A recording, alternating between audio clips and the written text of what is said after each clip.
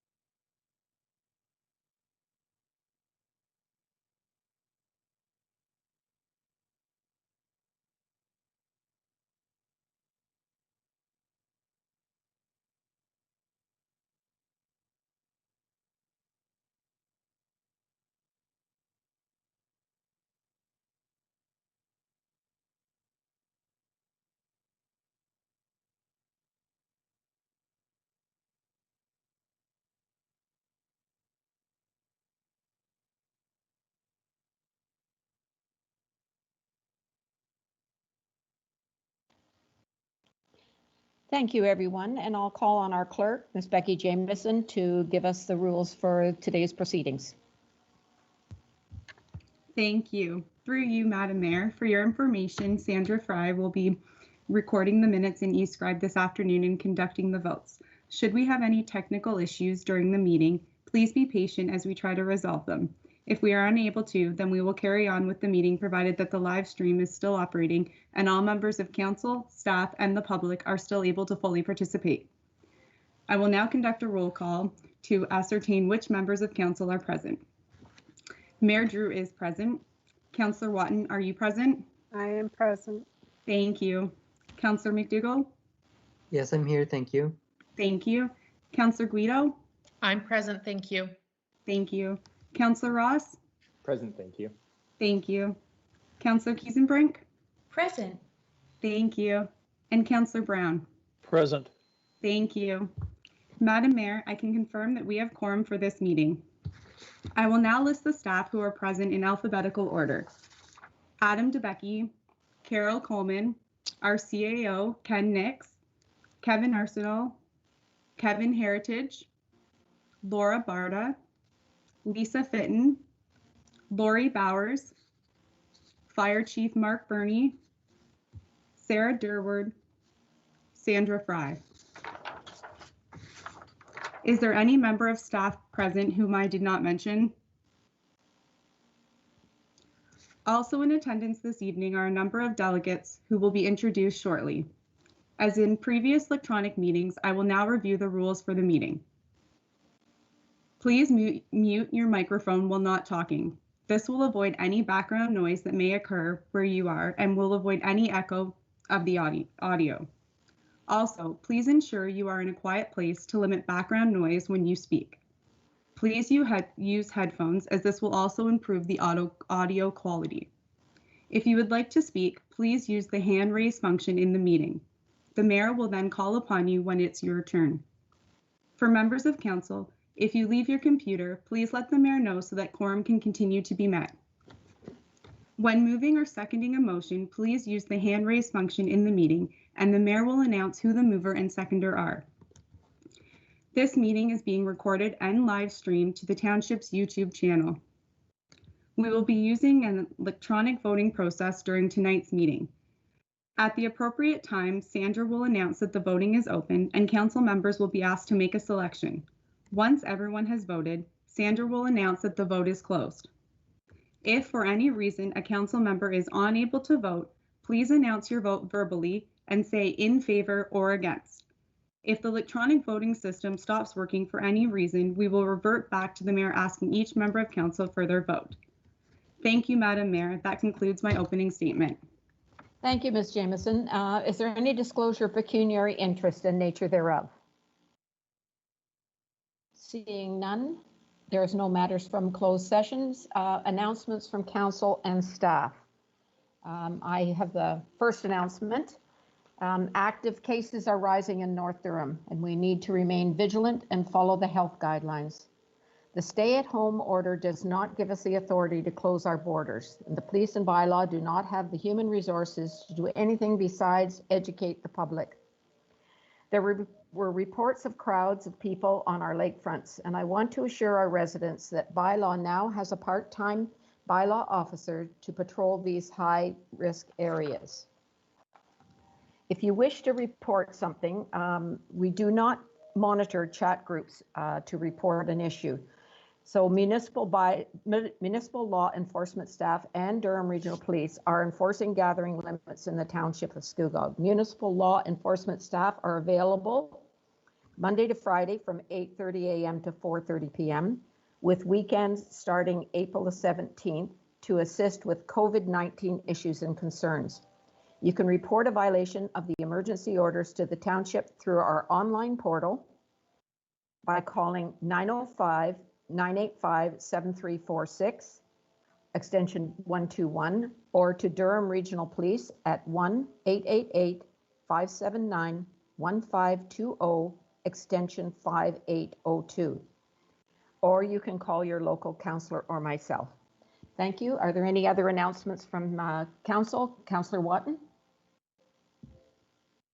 Thank you, Madam Mayor, and just wanted to again mention the Port Perry 150 Planning Committee is hard at work, and remind councillors and those listening that the banner and flag contest is open until the end of April for any creative juices that may flow, and if people are interested, you can find the rules for that at my.scugog.ca Port Perry 150, and the guidelines are there for what we're hoping to achieve. And I would also like to mention that we will be putting out a souvenir booklet, and we're looking for recipes, fun stories, fun facts, things like that. So if anyone has anything, if you could email it to me, I will be happy to share with the committee on at our next meeting for inclusion into the souvenir booklet. And I think that's it for me, Madam Mayor. Thank you very much. Thank you, Councillor Watton. You and the team have worked extremely hard, and we all do appreciate it. And once more, Council, if you would like to help participate in this, please give Councillor Watton a call. Are there any other members of council who wish to speak? Seeing none, I'll call on Chief Burney from staff. Thank you, Mayor Drew. I have two announcements to make, if I may. The first one is regarding a compliance correspondence that we received. The safety of our citizens is important to all of us. One way to ensure that safety is to ensure that the township is prepared in case of an emergency. As the township's community emergency management coordinator, I am required to submit compliance documentation to the Emergency Management Ontario office annually. On March 30th, the township received correspondence from the Solicitor General's office, frankly, pointedly the Assistant Deputy Minister and the Chief of Emergency Management, congratulating the township for our efforts in achieving compliance in 2020. If I may, Mayor Drew, I'd like to extend this congratulations on to you and to our emergency control group team. It was unfortunate circumstances that we're in 2020, but we achieved compliance, and we did it with good intentions. And again, it's awesome to accomplish this on an annual basis, and I look forward to continuing the training and moving us forward on this file. Next, I'd like to speak to COVID-19, Mayor Drew. On February 7th, Scugog had a total of 4 active cases. Today, we have 37 active cases, 3 persons in hospital and 1 person in ICU. The third wave of COVID-19 is here. It's real. And frankly, I'm extremely concerned. I've said these words before, however, I can't stress enough how important it is now for us to protect ourselves and our families from COVID-19 and the variants. We must adhere to all public measures, including the stay-at-home order. Wearing masks and practicing social distancing when we go out for essentials, and washing and sanitizing our hands as well as hard surfaces as often as possible is just a couple of the things that we have to do to overcome this third wave and flatten the curve and keep ourselves and our families safe. That, Mayor Drew, are my announcements. Thank you very much. Thank you, Chief Burney. Good news and bad news. Yes, first the good news. My congratulations to you and your staff and the Emergency Control Group for achieving compliance for 2020. That is quite an accomplishment, and we were indeed dealing with an emergency and still are. As regarding the bad news, yes, we're all very concerned about the rise in North Durham. And I thank you for the reminder to remain diligent in our efforts to keep ourselves and our families safe. So thank you very much. And I'll call on Director Coleman. Thank you, Mayor Drew. I too have two announcements to make. The first is, unfortunately, that due to current stay-at-home order, the township has had to cancel the annual Pitch-In Week event. We do, however, encourage everyone to get out and enjoy the spring weather and get out in your neighborhood with members of your own household.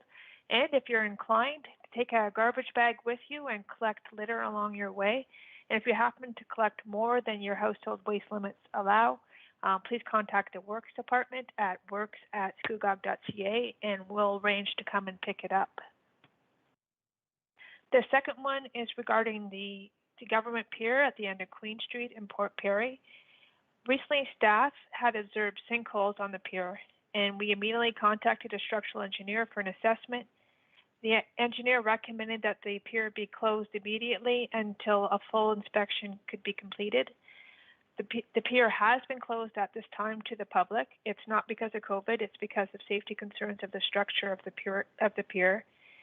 And we are currently scheduling an underwater inspection, and we expect that repairs will be needed before the pier can be reopened. At this time, we do not know the extent of the repairs or when the pier will be reopened, and we will provide updates when they are available. Thank you, Director Coleman. Anything further? Just a reminder that if you and your family do help clean up Scugog Township, be sure to wear gloves to keep the germs away. So thank you for those announcements. No other announcements from council or staff? Seeing none, we will move on to presentations. 9.1, and that is Joanne St. Louis and Rebecca Jeske. I hope I pronounced your names correctly. Welcome. You're from the Nourish and Develop Foundation, and welcome to Scugog Township, and you have 5 minutes. Please go ahead. Thank you, and good afternoon, Your Worship, councillors and staff of Scugog Township. My name is Joanne St. Louis, and I am the Women's Services Coordinator for the Nourish and Develop Foundation in Cannington, and I'm here with Rebecca Jeske, who is our Community Development Manager. We're basically here to describe what our organization does to you, to introduce ourselves, and also to make you aware of a new project that is well underway to develop a violence against women shelter for North Durham. The shelter will service Scugog Township, Uxbridge Township, and Brock Township, and all of the surrounding area. So I'll just turn it over to Rebecca, and she'll give you an overview of the Nourish and Develop Foundation to begin. Thanks, Joanne. So for the last 10 years, the Nourish and Develop Foundation has been based in Brock Township. In that time, we've done a number of programs, but some of the highlights include running a food bank, a community garden, a seed library, and also we operate a community kitchen that has provided meals to student nutrition programs, Meals on Wheels, and other community partners, as well as our own programs.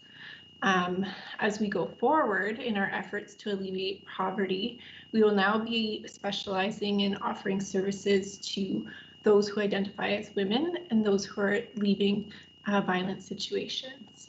With each of our food access programs, our goal is to make food affordable and accessible, but we accompany each program with an opportunity to offer to access social supports. So these include opportunities to find affordable housing, to access employment services, and to enter mental health services. With this, Joanne will be spearheading and specializing these services specifically to the women in North Durham. Thank you, Rebecca. So the concept for this new project began about 2 years ago when we became aware of some women in our community that were having to go quite far south for services, and then a number of women who were just not accessing services because there was nothing local for them. And so we've spent the last 2 years basically doing research and development and getting to know the other shelters in Durham region, speaking with their executive directors and finding out that indeed there is a need in North Durham. And they are also aware of women in our communities that basically choose not to travel to the south to get services for leaving abusive relationships. So the Nourish and Develop is a privately funded foundation, and as such we have some flexibility. So we will also be accepting not only women fleeing abusive situations, but also women that are at risk of homelessness, teens over the age of 16 that can no longer live at home and need to find another place to live. Also women with mental health crisis that are nonviolent. We will also be able to take them in, provide them with shelter and services, and to help them find a more permanent place to live. So immediately, we have just opened an office in our new building that we purchased recently. It's in Cannington, and the office is called Women's Services. So we are offering some immediate services for the women in North Durham. These are basically referrals, advocacy, safety planning, and some emergency transportation, emergency food, and emergency clothing.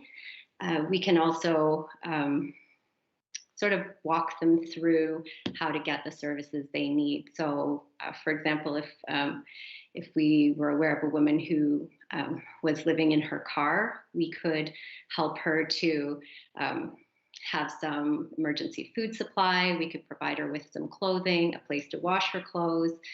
She could come and use our telephone and internet while we try to help her find a place to live, such as another shelter or transitional housing type situation.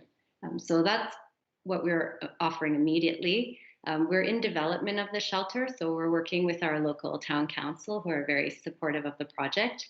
And we are just about to submit our site plan to them. So as I said, we've purchased this property in Cannington that has a very large adjacent lot. And over the next year, we will be adding a significant addition to it of 2,500 square feet. That will include a full basement, the main floor, and then the upper level will be our residential area for the bedrooms. We will also be a pet-friendly shelter, so we'll be the second pet-friendly shelter in Durham region. Bethesda House is the other shelter, so we've been speaking with them and adopting some of their procedures that they follow for accepting pets into shelter. So that is one area that we felt was a barrier for some women to access shelter services, especially rural women that have animals.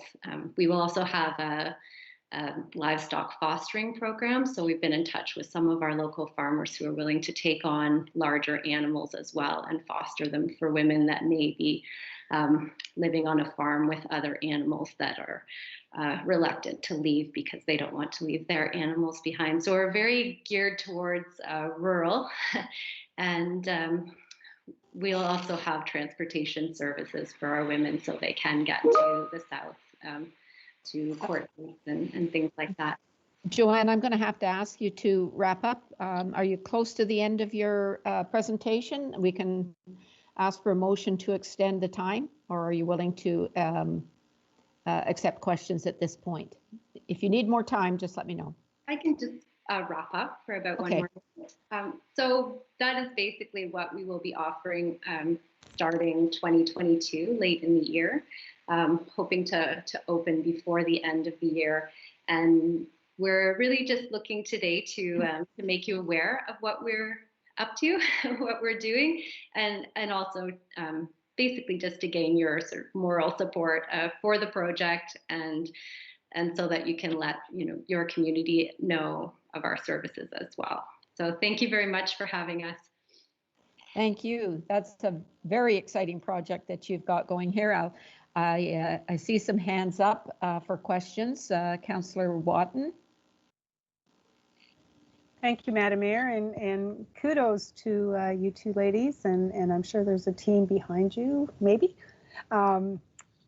It's great to hear that it's being offered in North Durham, and I'm well aware that there is need, perhaps not as greatly aware as you are, but I'm very excited to hear of the initiative and think it's great. My question is, how is this going to be put out to the public? Like, do you have a media plan? Do you have I mean, other than like you've come to this council, but how are we going to broaden it well beyond, and so that the people that truly are in need can take advantage of it, but also not be frightened of being able to take advantage of it?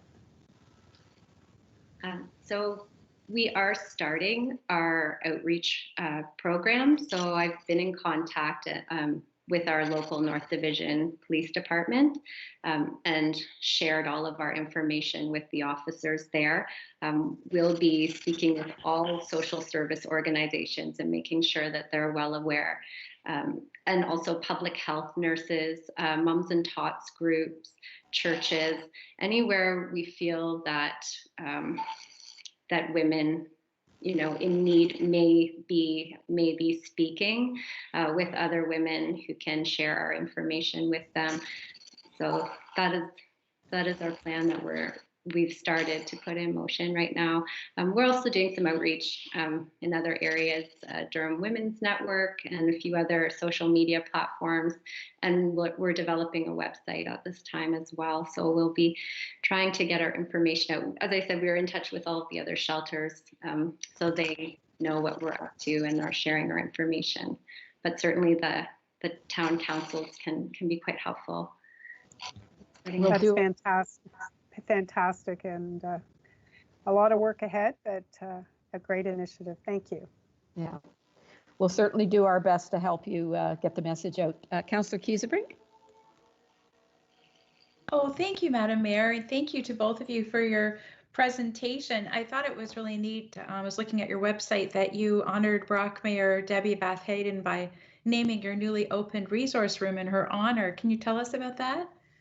Yeah, so it's a little complicated due to COVID. We haven't been able to have much of an opening of our new office, but when the building does open, we'll have a ribbon cutting, and I'm having a brass plaque with her name, and I'd like to actually have a beautiful photo of her, maybe another item in our resource room, and it will be named in her honor with a little background story about her, so that everyone can know just how important she was to our community and to me personally. And she was very supportive of this project right from the beginning, and I would have absolutely loved for her to see it through and cut that ribbon herself. Wow, but that's cool. Best I can do under the circumstances. So. Yes, and further through you, Madam Mayor, as you intimated, Cedar Haven Women's Center will be the first women's shelter in North Durham. There's shelters in Oshawa, Clarington, and Ajax. I was reading Dr. Tara Mantler and her research on rural and remote health. She talked about how abused women suffer chronic psychological stress and depression in a compounding way in a rural setting, in part because there's a close-knit community that prevents anonymity and privacy. and yet going outside the community for help is also a barrier because of distance and transportation. How do you think that you'll be able to help women choose Cedar Haven in their local community rather than going to shelters further south, but still give them that anonymity in their own community? Yeah, it's quite a challenge. Yeah, we had this discussion just the other day how we feel that a lot of our clients will be coming from Scugog and Uxbridge townships. One advantage that we do have in Brock is that we, personally know a lot of the women, so we do have a connection. We can help them very discreetly that way, and our location so far has not been made public, although in such a small community, I'm sure everyone will find out soon enough where our building is. But we do have some outreach where we can meet with women outside of the shelter as well, and certainly transfer the services to other shelters if they're more comfortable, although our experience is that they're more afraid of going to Oshawa and Ajax than they are for accessing services in their own community. So yeah, it's whatever is the better situation for our clients is what will help them with. Sounds good.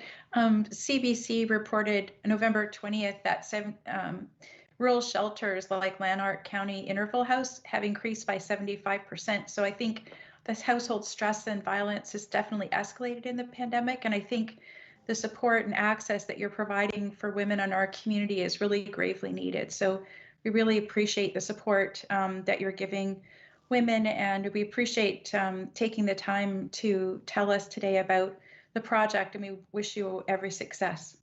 Thank you very much. Thank you. I don't see any further questions, and so I'll pitch in here.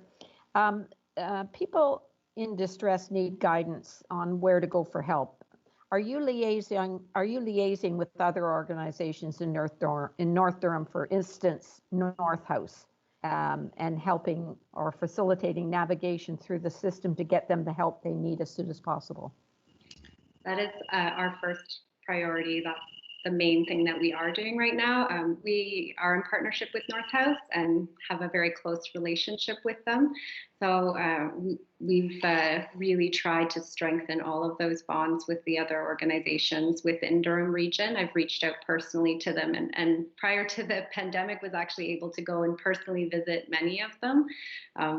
Since then, we've been having Zoom meetings, but it's been a really good exercise for everyone just to get to know each other on a more personal level, as we do share, clients and resources. So it helps everyone. Oh, that's good. And we also don't want to have any duplication of services, because you all want to get the best value for your available dollars. May I suggest also that you reach out to the food banks that are in existence, like Operation Scugog, and there's one in Uxbridge as well, because they may have knowledge, or they may be able to facilitate making connections with people who are in need, to send them to you or to North House or to whoever. So I'd just like to suggest that. Thank you very much for the work that you're doing. This is a needed resource that we need in North Durham, and appreciate all of your efforts in providing that service to our clients. So thank you very much. Nothing further. Thank you very much for joining us today, and we'll move on in our agenda. Number 9. Madam Mayor? Yes. Could we have a resolution to receive the delegation, please? Yes, you're absolutely right. Thank you. Is anybody getting a beeping? Okay. Lewis. No. Open for voting, Madam Mayor. That the delegation by Joanne St. Louis and Jeske regarding the Nourish and Develop Foundation be received, and that is made by Councillor Kiesebrink, seconded by Councillor McDougall. No further questions or comments. All of those in favor, Ms. Bray, will you call the vote, please? Open for voting, Madam Mayor.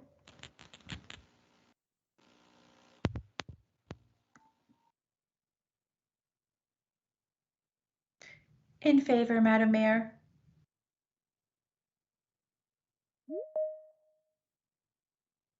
And that is carried unanimously. Thank you very much again.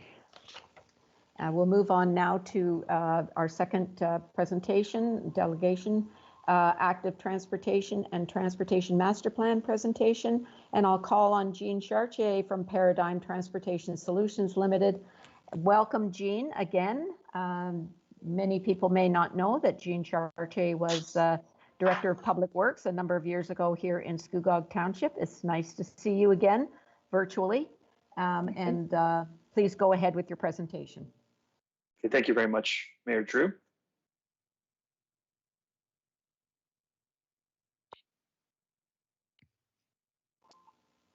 Please go ahead. Okay, great. Thank you very much. There we go. Thank you very much. Welcome, Madam Mayor, members of council, to the presentation this afternoon of the proposed active transportation and transportation master plans. Next slide, please. So a brief overview of the presentation this afternoon. We'll spend a little bit of time talking about the proposed plans. We refer to them as two separate documents, albeit they are contained within one formal plan. So we'll talk about both the active transportation plan and the transportation master plan, provide a bit of an overview of what those documents entail, share with you the engagement that the township has conducted in developing the plans, talk a little bit about the structure and the contents of the document, and what are sort of the key aspects that we wanted to bring to your attention today, and focus on a few highlights. I know it's difficult in a document of this size to sort of whittle down all of the various and independent items, but we'll try to bring focus to a few highlights that are noted in the report that has been prepared by staff complementing the presentation. Then we'll finish off with a brief overview of what the proposed process for gathering final public comment on the document is and what are our next steps. So next slide, please. So the active transportation and transportation master plans are a long-term strategy to strengthen and support the transportation network in the township. And there's a particular focus on fostering the use of more active travel modes, specifically walking, rolling, and cycling. Next slide, please. The plans provide a list of facility improvements and supporting policies and programs to meet the township's transportation needs to the year 2031 and beyond. So the plan does look beyond sort of the immediate time horizon of the current official plan, but we have focused most of our work at the 2031 horizon. So that's a plus or minus 10-year outlook for the plans at this point. Next slide, please. The plans are based on existing policies within the township that have influence. So whether it be local municipal documents such as the strategic plan and the official plan, regional documents such as the transportation master plan and the Durham regional official plan, and provincial documents like the provincial policy statement and the regional cycling, the provincial cycling plan, Cycle On. Those documents all were an important basis to developing the active transportation and transportation master plan, particularly the township's 2019 development charge background study, which we derived the development forecasts and the township engineering capital works program. We used those particular items from the development charge background study as the basis for the road strategy of the plans.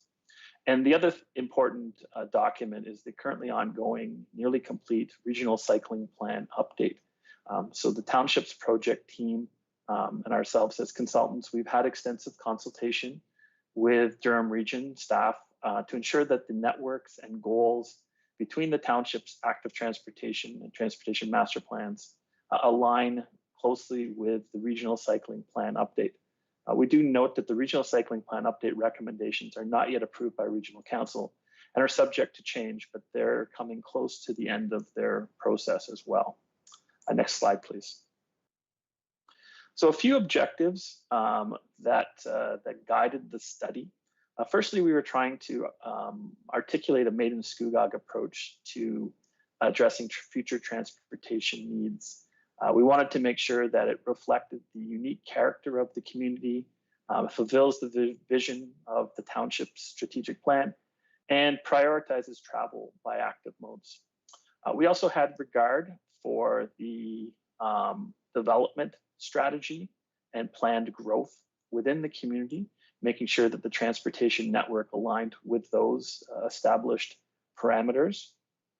We wanted to make sure that there was a range of accessible and safe travel options for residents, businesses within Scugog Township.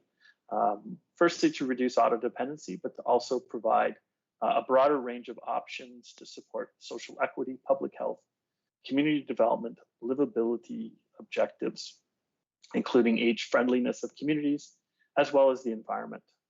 We also wanted to make sure that the plan built on and leveraged existing and prior township investments and initiatives in transportation with a focus on increasing opportunities for residents and visitors to walk and cycle to work, live, and play within the township. There was also an emphasis on improving access and circulation within the Port Perry urban area and the rural hamlets, as well as to the township's natural environmental features, especially the Lake Scugog shoreline. We wanted to ensure that the plan supported economic development in the township in terms of reliable and efficient goods movement. The plan provides what we believe a realistic and actionable implementation plan. And finally, the final objective of the study was to ensure that we satisfied the municipal class environmental assessment master planning process for any future infrastructure projects that were identified as a result of the plans. Next slide, please.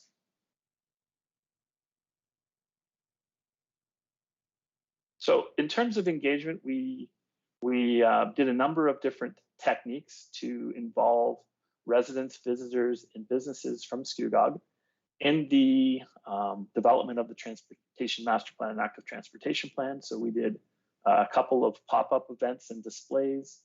In mid to late 2019, we held a public information center. There was information available on the township's website. We conducted a public opinion survey. We placed an interactive map available to residents and any user of the internet to be able to identify concerns or expressed interests in transportation matters related to the township.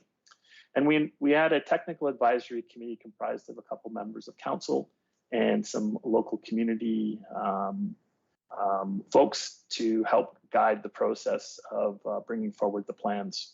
Next slide, please. So some of what we heard through the process was that there does exist support within the township for improved active transportation, but there is a recognition that there are existing gaps in the networks for the cycling and pedestrian systems within the township that should be addressed to make those modes of travel more effective and safer for individuals to use. There also was an identified need for more crossings on Simcoe Street, specifically recognizing that it's sort of a major north-south spine thoroughfare through Port Perry particularly, and that there needed to be better opportunities, safer opportunities for people to be able to cross the street. There needed to be improved active transportation vehicle access to the island, more pedestrian and cyclist amenities, so things like garbage and recycling bins, bike racks, seating, those sorts of items, increased frequency and coverage of transit services, and poor road conditions were something that was as well noted. Next slide, please. So I'll talk a little bit about the structure and contents of the guide. It's a relatively large document, features a number of different sections and appendices. So the document begins with an executive summary. Then there's a section talking about the plan and what's contained within the plan and what are the objectives, etc. There's a summary of the stakeholder engagement process, similar to what I've just gone through with you. There's a section that talks about the policy basis and other foundations of the plans that provided the structure and the impetus for the various elements. And then the next three sections are more sort of I would say the meat of the documents in terms of laying out the active transportation strategy, setting out a road strategy, and putting forward transit and future mobility initiatives that will keep the township progressing forward into the future. And finally, within the main part of the document, there's an implementation section that talks about the various initiatives that are recommended in the plan, provides some indicative costs, and talks about other aspects of implementation, such as monitoring, maintenance, those sorts of factors. And then there's a series of appendices that document matters such as the consultation process, a more detailed evaluation of the policies, some new recommended policies, information about other initiatives that the township has undertaken as well. So next slide, please. So the plans begin with a vision and goals. The vision being that the township is aiming towards a transportation system that focuses on enhancing mobility through active transportation, ensuring safe, efficient, and sustainable movement of people and goods to 2031 and beyond. It's consistent with the township's official plan and strategic plans in terms of the direction. The plan sets out 5 goals and a series of objectives. So the 5 goals are to improve mobility options, to enhance economic development and tourism, to ensure complete communities through transportation, ensure that the transportation system is environmentally sustainable, as well as financially sustainable. Next slide, please. Now, in terms of the plan content, and as I said, sort of the chapters on active transportation strategy, road strategy, and transit and mobility strategy are the meat of the document. The active transportation piece talks about the pedestrian network, including a sidewalk prioritization policy. The active transportation strategy also includes a cycling network and cycling design guidelines, provides recommendations around bicycle parking, end of trip amenities like bike racks and as well as other aspects, provides recommendations around wayfinding, and sets out an approach to moving forward with community outreach and support. In the road strategy, there's direction regarding the application of complete streets principles within the township for new and redeveloped roads, reviews the township's road network hierarchy, makes some recommendations, talks to future road needs, and that's largely built on the work that was done for the 2019 development charge bylaw update. Addresses a few specific road corridors, namely the proposed second island access, as well as Queen Street through Port Perry. There's a series of traffic safety policies that are recommended in the plan, specifically to do with traffic calming implementation and roundabout feasibility. There's more detail on those ones. And finally, we talk about parking. Next slide, please. The transit and future mobility section firstly deals with transit and the future of services to the township and some guidance in terms of the township's interest in that regard. There's a section on shared mobility, which talks about things like bike share, car share, e-scooter share, other aspects that are related to the whole shared economy as it relates to transportation. And finally, there's a section dealing with the future of automated, connected, and electric vehicles.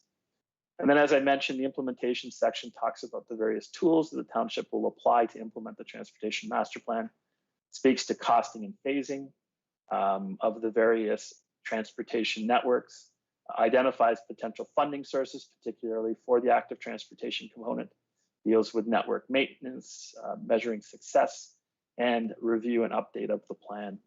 Next slide, please. So we're just going to just going to take a few minutes and talk about a few of the highlights in the plan. These are consistent with the staff report that's attached to today's agenda. But firstly, we'll just talk a little bit about the road needs aspect. So as I mentioned, the 2019 Development Charge Background Study provided the basis for the road program. And that work concluded that the township really didn't have any sort of major road widening projects necessary to meet future capacity purposes. There are a number of road projects identified in the background study that are dealing with aspects that are required to support future growth. But sort of from like a road widening perspective, there wasn't anything that had been identified for that purpose. But the plan did identify the need for mitigation measures or intersection works at a few specific locations, all along Old Simcoe Road, at Chimney Hill Way and Bay Street, at King Street, and at Queen Street. The background study, as well as the Transportation Master Plan component, also reconfirmed the need for the second island access, which is undergoing an update to the environmental assessment. Next slide, please. Another key highlight is the recommendation to redesignate a portion of Old Simcoe Road and Scugog Line 8 from a local or collector designation to a Type C arterial. And the recommendation is on a number of reasons. And I should also point out that all of the other roads in the township, we felt in looking at them, satisfied or are expected to satisfy their designations as identified in the township's official plan. But it's only this section of Old Simcoe Road and Line 8 that we felt should be reconsidered for their designation. And the reason for that is that, that the section of Old Simcoe Road provides a continuous north-south connection through Port Perry, parallels the township's, Simcoe Street, which is one of the major roads within the municipality. And it also connects to other major arterial roads and features like the hospital. So it also connects to Durham Road 8, Reach Street, Highway 7A, Scugog Street, and some of the other, and King Street as well. So some of the other major roadways within the township it connects to. It borders several planned development parcels within the municipality. So its role and function is only going to become heightened as those developments occur. As I mentioned, it provides an important alternative route to Simcoe Street. It does experience moderate traffic volumes, and it is a significant active transportation corridor within the township's network. Next slide, please. The next highlight is with respect to Queen Street, and we've recommended the future study to look at its operation and design. We felt that it is a relatively and a very important road within the township's network. And in the various transportation plans and policies that we reviewed, it's being expected to perform a myriad of functions and roles, from serving as the main gateway to the downtown, to providing an important active transportation route, to serving as the connection to to schools and to other schools within the municipality, and providing access out to the west end. So it really serves a lot of different potentially conflicting and competing needs. So we felt that more further in-depth analysis was required to come up with a proper analysis and design that's in greater detail than a transportation master plan would do, to look at ensuring that it meets all of those needs into the future. There was a study that the municipality completed back in 2006 that looked at traffic and parking in the vicinity of the schools, as well as Paxton Street and actually the Queen Street area as well. So it would function as an update to that previous work and provide further guidance for the municipality moving forward as to their plans for Queen Street. And of importance is a more detailed review of the somewhat complex Queen Street, Scugog Line 6 intersection, which is recommended as an important entry into the town, into Port Perry. as well as it's an important connection along the active transportation network. So figuring out what the best treatment for that intersection is would be part of the study as well. Next slide, please. Another aspect that's recommended in the plan is a traffic calming implementation protocol. So we've proposed some guidelines, criteria, and a process to assess, design, and implement traffic calming measures on township roads. And it would look at being applicable on pretty much any road within the township settlement areas. But the types of measures may differ based on the roadway's designation. You'll see this sort of colorful graphic on the right side of the screen, which illustrates the general process flow for a traffic calming, neighborhood traffic calming process. So we've put some recommendations together that could be implemented by the township. We recognize that maybe some further detail to ensure that all of the steps are completely appropriate and the parameters that we have proposed are relevant in the township's perspective may need to be done, but it provides a sound policy framework to base a neighborhood traffic calming policy on. Next slide, please. We talked a little bit about the future of transportation. I appreciate that maybe some of these things may seem out in the future, distant possibly for some, but they are on their way. And the township, albeit doesn't need to be at the leading edge, but does need to be prepared for when these sort of future transportation services or opportunities present themselves. So in the area of shared mobility, we've talked about that there needs to be a more detailed strategy with stakeholders and partners, and that the township is likely the role will be to introduce bylaws, policies, and guidelines that will govern how those types of services roll out in Scugog. There's also a section talking about automated, connected, and electric vehicles.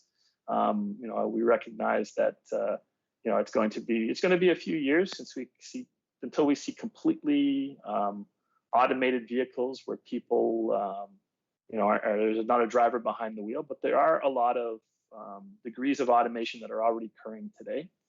So the township does need to be ready to deal with, say, the testing and deployment of automated and connected vehicles on the township's road. And electric vehicles are, sort of on the horizon right now. It's starting to become more widespread, their use, and a number of municipalities have already implemented electric vehicle charging station programs. And I know that township staff are considering that currently. Next slide, please. So we've put together, the official plan currently sets out some cycling and walking, general cycling and walking routes, but we've gone to a greater level of detail in the active transportation component of the transportation and transportation master plans in detailing where existing sidewalks are, where future sidewalks should be, as well as other pedestrian and cycling facilities should be developed. So as you see in the two maps on the screen, there's a separate pedestrian and cycling network that are recommended. There are elements of them that overlap because, say, for example, a multi-use path serves both pedestrians and cyclists, so it'll appear on both figures. So the networks have been developed with the intention of providing a sound foundation for walking and cycling networks within the township. And the cycling network component has been aligned with the plans that the region is currently pursuing as part of the regional cycling plan update. Next slide, please. As well, there is a rural area cycling network that's being proposed. Again, you can see there's sort of a pink highlighted sections. Those are elements of the regional cycling plan that we've brought over into the township's plan and supplemented that with measures on township roads to help build out a rural area cycling network. Next slide, please. We've also, I know it's a little tough to see, but we've put together a series of maps for each of the sort of township's main hamlets identifying where existing sidewalks exist and where proposed sidewalks would be implemented over time. Next slide, please. All told, it's a significant addition to the active transportation network. So we've summarized by the different types of facility elements, whether they be trails, paths, sidewalks, cycle routes, etc., to give an indication as to the extent of the proposed network expansion. So there's a pretty significant growth in the network, assuming it's all implemented as proposed. Next slide, please. And we've identified indicative costs for the implementation of the proposed pedestrian and cycling networks, as shown in the figures, recognizing that there's a degree of adjustment that may be necessary through the future capital budgeting process to assure alignment with the township's available resources on a year-to-year basis. But we've put in what we thought were some reasonable early year implementation elements, as well as some ongoing programs that the township should be considering to help supplement the implementation of the active transportation network. Next slide, please. So just to finish up, what's being requested today is for the report to be received and to be made available to interested stakeholders, agencies, and community groups, and the public for final feedback. So what would happen is the document would be circulated to those on our mailing list that has been developed through the study. It would be posted on the township's website, and we would receive feedback until about a month from now, so Friday, May the 14th. Next slide, please. And then what we would do is we would bring that back to council. So the next steps, as illustrated here, are to circulate and post the proposed AT&TMP, present the document to advisory committees to get their feedback, review and address any comments that are received, bring back the final report to council on June the 14th. And assuming adoption, then we would issue the notice of completion per the municipal class environmental assessment. So with that, Madam Mayor, I'm happy to answer any questions, or I suspect actually it might be best to make the questions through Mr. Arsenault, and then we would collectively respond.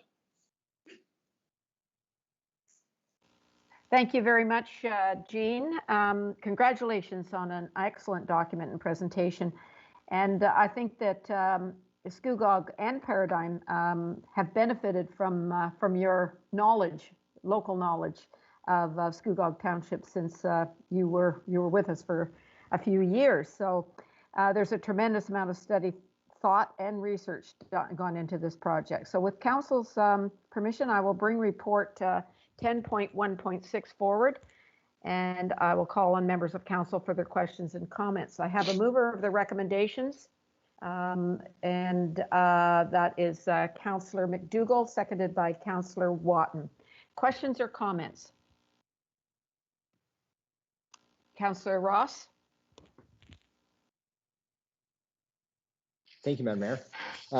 Thank you, Jean and Mr. Arsenault. I know I was part of the technical advisory committee, and it's a massive undertaking. It's taken a couple of years to get done. So thank you for presenting it today. I guess big takeaway from this that I found was that there's a big impact here with this plan, with this report, for really minimal dollars and minimal work at the end of the day, in comparison to a lot of things that can provide the same kind of impact. In regards, just while it's timely here, one of your last slides was in regards to the next step, which is the feedback from stakeholders, the public, special interest groups. Just wondering what kind of information that they're going to be given to report back on, given the size of the document and its breadth, especially the community groups. Will there be instructions as to what kind of feedback you're looking for? And maybe you just could expand on that. Thank you, Councillor, and through the mayor. The community groups, I will be looking to get to the advisory committees over the next 2 days. It's quite a tight timeline, but we're going to essentially use this presentation to discuss as a whole the entire report, but I will be available if my schedule allows for question and answers through that. Obviously, there's certain groups that will have more interest in certain aspects of the plans, and at that point I will make it apparent which areas they may be more interested in. But essentially, it is a very large document. I don't expect them to read all 526 pages, but I will certainly be able to guide them in which direction and which section that they may be interested in. Okay, great. That's perfect. Just second question. In sitting through the technical advisory committee, there was a number of questions in regards to the connectivity of certain routes. It seems like a lot of the infrastructure is already in place or is within the capital or operating budget for the next 2 years. The main difficulty seemed to be linking those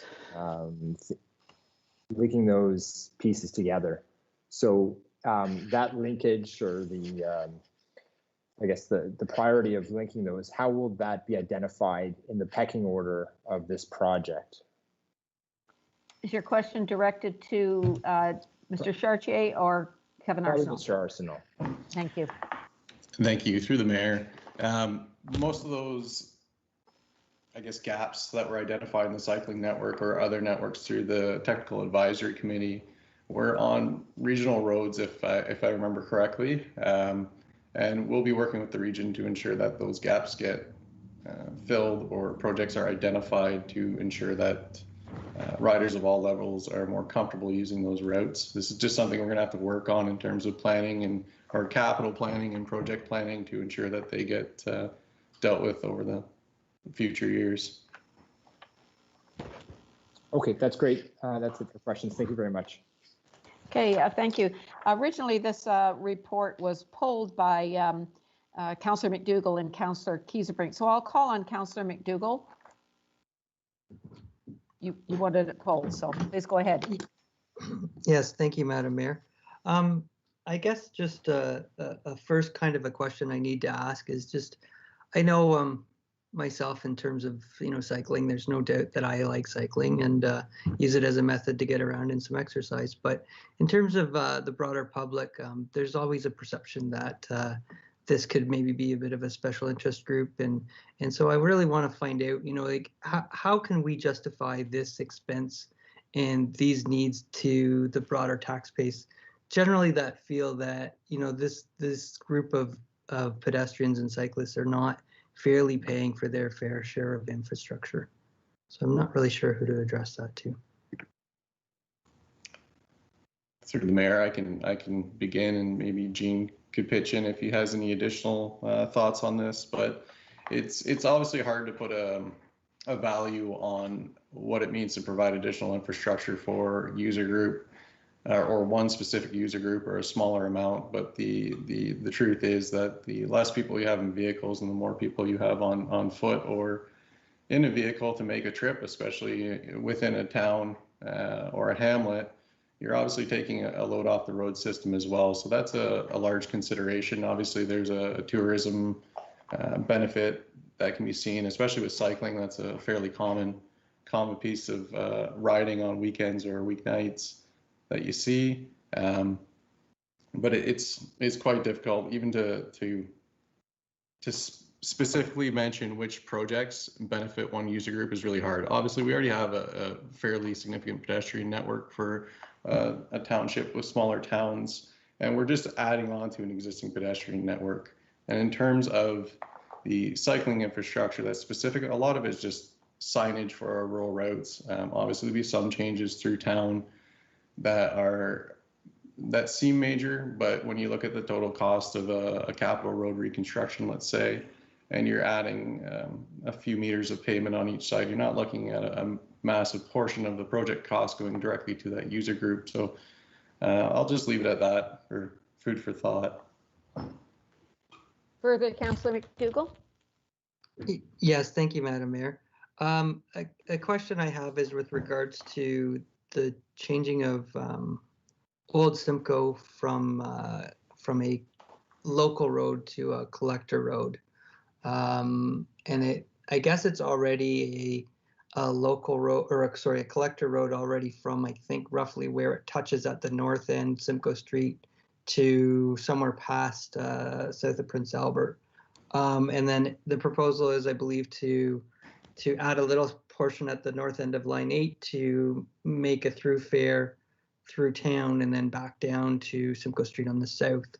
My question is will this not generate more traffic onto an already local road, and will that not increase our net costs? I'm just thinking in terms of, say, Davis Drive, which is a municipally owned road and relieves the regional traffic from the regional road, and thus increasing our costs. So will that drive more traffic to our local road? Well, currently our local road, soon to be a collector.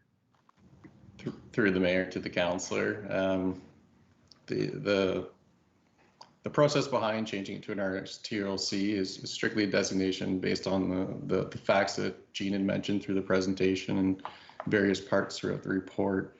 The idea that more traffic will be generated on the road because of this designation change or some significant change we're going to make to how we treat that road, it's not going to become a reality. Essentially, you think of the local section that's coming from Simcoe north to Prince Albert, nothing physically changes. So in terms of additional traffic coming onto that road, yes, there will be additional traffic as time goes on and additional developments happen, et cetera, through town and to the north, but we're not certainly promoting any additional traffic through this redesignation.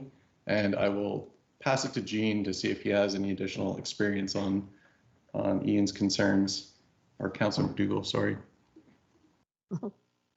Thank you, Kevin, and through the mayor to the councillor. It's an often asked question, in terms of, by redesignating, are we not encouraging and enabling more traffic to be used by the road? And the difference between a collector designation and a type C arterial road designation is not major by comparison. It's intended to be a type C was introduced into the regional official plan as a way to ensuring that municipalities provided necessary alternative routes to major roads, just in case, just to ensure that local traffic stayed, or the traffic that was generated by those neighborhoods stayed within the neighborhood and then made their way out to the major arterial road system. So the expectation is that by changing the designation, we would be acknowledging that Old Simcoe Road plays a slightly more important role than, say, Queen Street as a collector road. But that recognizes that that's what it's doing today and into the future. So that, as Kevin said, there is no expectation that it's going to drive a change in the cross section of the roadway or necessitate additional expenditures. It's just intended to reflect that the roadway could carry a little bit more traffic in the future, but that's likely given the development that's planned adjacent to the roadway, and that it's a longer connection through the township. Further, if I might, Madam Mayor. Yep. Go ahead. Just to follow up on that, would the redesignation of that from a local to a collector road, which I think from memory could drive a cycling infrastructure or pedestrian infrastructure, but could that drive possible grant opportunities for the municipality to apply, given that that route is also identified in the network? Through the mayor to the councillor, are you speaking specifically about the cycling network? Yes, thank you, Mr. Arsenault. That was my first thought, was in terms of the cycling network. I mean, I could see definitely in time, possibly a need for maybe some additional infrastructure like that, but certainly not at this time.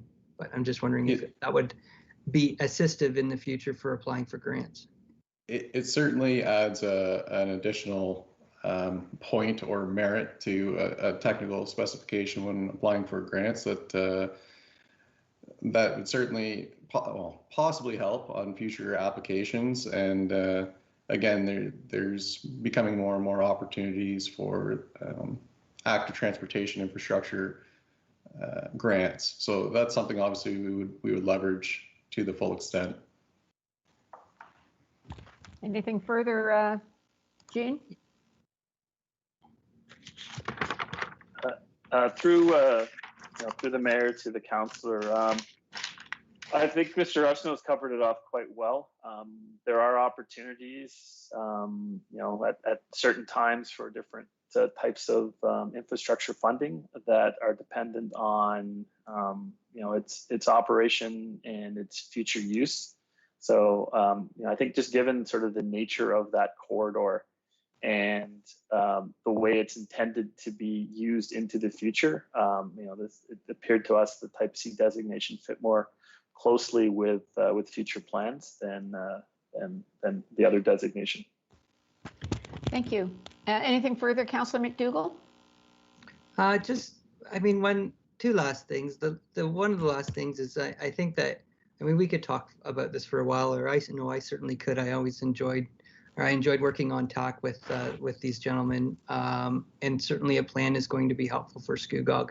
And the reminder that it's 2 years out from when we started this, the municipal infrastructure, the infrastructure that's around Scugog today looks vastly different right now with 7A and paved shoulders than it did even 2 years ago. But just a reminder, like the Good Roads movement, which a lot of engineers subscribe to, which started in the United States in the 1870s, was actually started by a coalition between farmers and cyclists. So really, just improving our roads in Scugog will actually go a long way for local cycling infrastructure.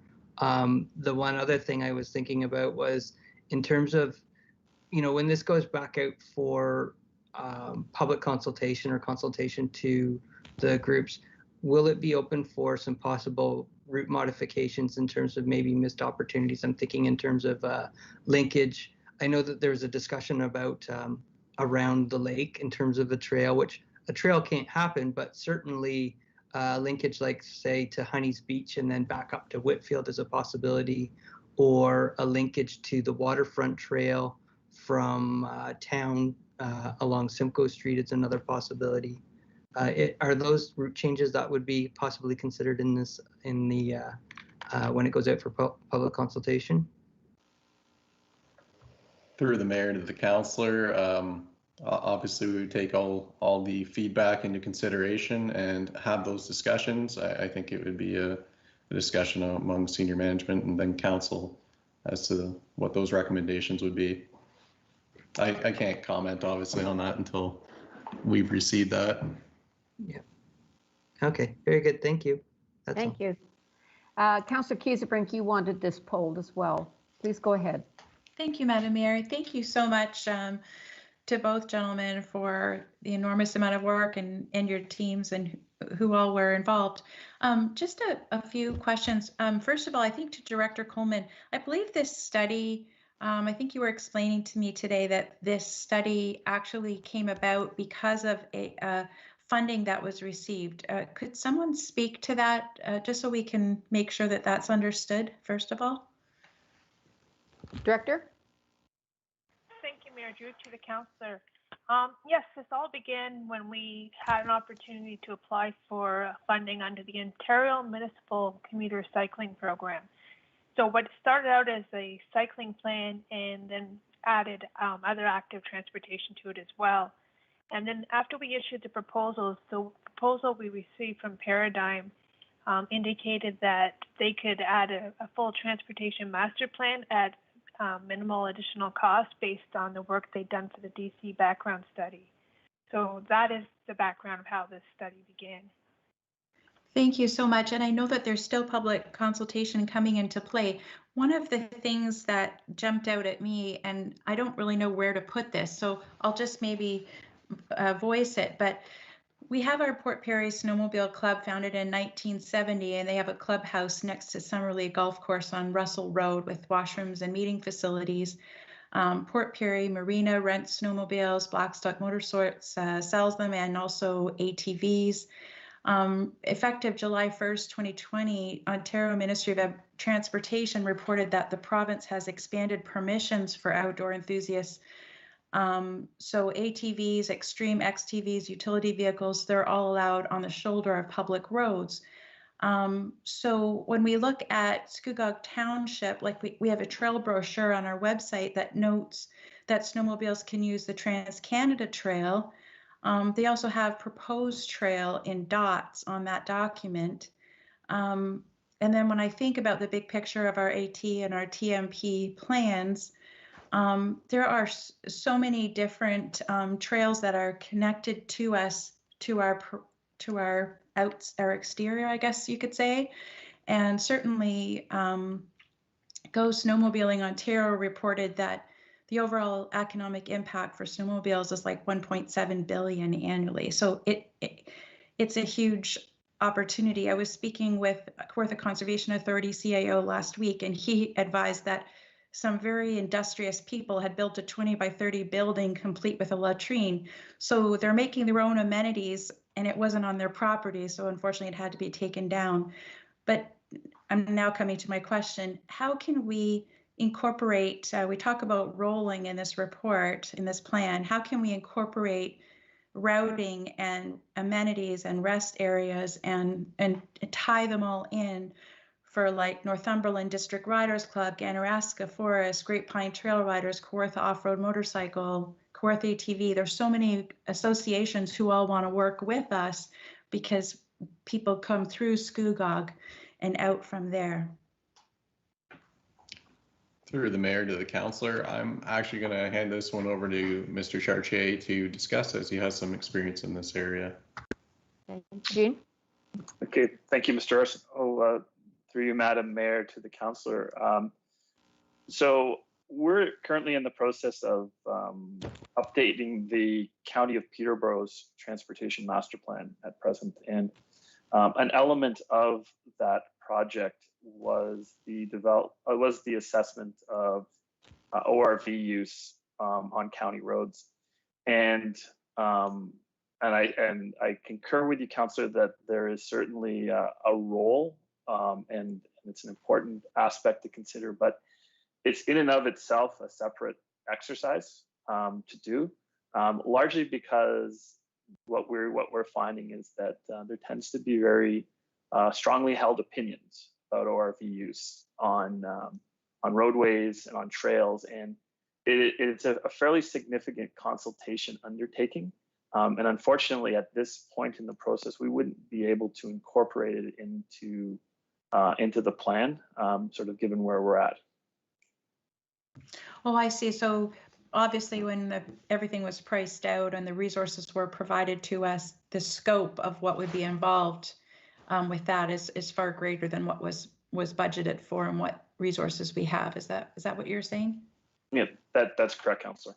Okay, so could I maybe just leave this with our staff? I know that having these plans completed allows us to then be in line and make access to future financial opportunities that may come our way from the province. But I still think that addressing our ATV and snowmobile use as a part of our overall plan should be taken into account. And I don't want to take anything away from the wonderful work that's been done, but I just wanted to make that point. Thank you very much.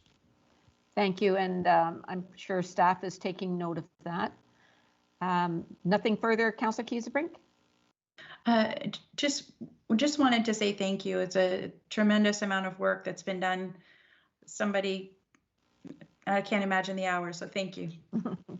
Okay, thank you, Councillor Kiesebrink. Councillor Brown, you've been waiting patiently. Please go ahead. Thank you, and through you, Madam Mayor, now I'll ask all the other councillors and everybody else to be patient with me while I rifle off. Yeah, 27 my 27. questions? Yeah, Yeah, Daryl okay. Sittler, 27 questions. Page, so I don't know, I'll just sort of open this up to either of the two gentlemen who've been speaking to it.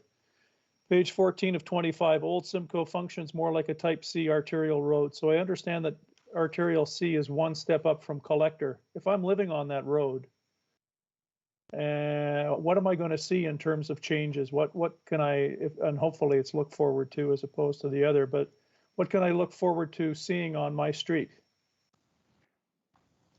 Through the counselor, or through the mayor to the counselor, I'll pass this one on to Jean Chartier. Thank you, Mr. Arsenault. Through you, Madam Mayor, to Councillor Brown. So immediately, Councillor, you won't see anything different. There's nothing different. Like there wouldn't be any immediate change to the current operation or design of Old Simcoe Road. But over time, in terms of the evolution of the roadway, there may be some slight adjustments to, for example, to provide a wider platform to be able to accommodate cycling is something that you would see. There might be situations where the township may consider more greatly spacing intersections and driveways along the roadway because you're trying to minimize potential conflicts between different users, so between driveway access and pedestrians. As noted earlier, our work on the development charge background study didn't identify any needs for road widenings in the municipality, and that includes Old Simcoe. But one of the things that might be observed if you live along there is that traffic will likely increase over time, but that's going to happen regardless of whether you designate Old Simcoe a type C collector. So it's really intended to try to bring, if it looks like a duck and quacks like a duck, you should call it a duck. And I think that's really the intention here. Okay, and through you, Madam Mayor, are you going to put some signage, or can they expect to see signage too, cycling route signage coming? Through the mayor to the councillor, yes, that's part of the implementation process, and the early stages of it would be getting up the signed bike routes. And through the mayor, when? Through the mayor to the councillor, the implementation will probably start later in this year. Okay. On page A3 of your appendix, I'm just wondering what you do to engage high school students in this type of study, because a lot of them ride bikes to and from school and have to cover some distance at times. So how are you accommodating them? Through the mayor to Councillor Brown, there was no specific engagement directed to the high school students. However, we will be accomplishing this in developing and implementing the active transportation outreach and support strategy, which comprises of many different elements that can be seen in section 4.8. But this will also be in consultation with the Region of Durham, who through their draft cycling plan update are recommending various outreach programs to students in schools, etc. We're also a part of the Active and Sustainable School Travel Program, and have been working on school travel planning with this group. Started last year with RH Cornish, which I guess it was 2019, 2020, pre-pandemic, which council will see a presentation on come May. But we look to expand on this program, and that will be discussed at the May GPA. So through the mayor, you are working with schools now. Can I say that safely? That is correct. Okay. And again, I'll beg everybody's indulgence in these questions that I feel I have to ask. I've gone through the whole report, so I have a few of them. A24, you talk about Scugog needing more cycling facilities. What's cycling facilities mean to the layperson? Through the mayor to Councillor Brown, there's examples in the report, but I'll just go through them verbally here. So you'd be looking at things such as cycling lanes, buffered shoulders, paved shoulders, and when I say buffered shoulders, that's things like you see on 7A now east of town, bike lanes, which would be similar to that on Scugog Line 6 west of town and going in behind Walmart. Signed on-road bike routes are another type of facility. There's various facilities that would go in that just make it more comfortable for riders that are riding around town or through Scugog. Okay, and through the mayor, 178 of 182, that's pages. Consider a bike share pilot program in Port Perry. Are we in a position where we can move on something like that right away? Through the mayor to Councillor Brown, absolutely. This is something I'd like to work on with local businesses to see if we can implement that way. There's obviously other alternatives out there like Bixby, et cetera, or rental programs that provide a central hub and a mobile service to utilize a bike share program. We're going to take a look at those and try to get those going as soon as possible. Take advantage of the summertime, obviously. Okay, and also through the mayor, page 30 of 156 regarding pedestrian and cycling routes, and I quote, require the provision of bicycle stands as a condition of approval of site plan applications. Where are we at with that? Through the mayor to Councillor Brown, the township is currently requesting bike racks as part of site plan applications in accordance with the official plan. So that's already being done by our development services department. Okay, then you talk about, and through the mayor again, you talk about traffic calming, page 57 of 156, must meet all criteria except local and collector type C. So can you give me an example of a street which might qualify for traffic calming? I have a whole host of people who would love to see it in my ward. through the mayor to Councillor Brown, I'm sure there's a very long list waiting to go here. It's pretty much every one of our streets that are in a hamlet within the Port Perry boundaries or within our waterfront residential clusters. All of those roads apply. It's not something that we would apply to a rural road, but it's certainly applicable to anything that would make sense to put it on within any one of our residential areas.